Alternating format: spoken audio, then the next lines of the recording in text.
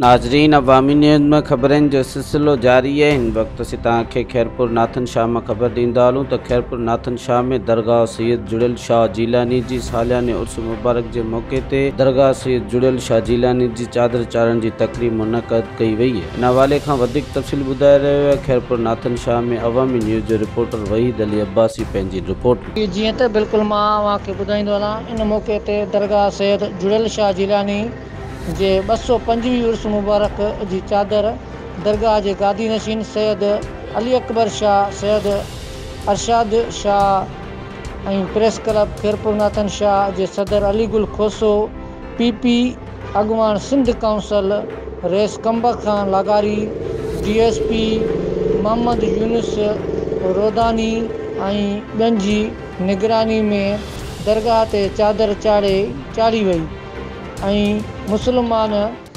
भाइरनि लाइ दुआए ख़ैर पिणु घुरी वई। उर्स मुबारक जे मौक़े ते मेले जो बेहतरीन आगाज़ शुरू कयो वियो आहे। मज़ीद खबरों और तफसीलात के लिए विजिट करें हमारी वेबसाइट www.awamiNewsHD.com।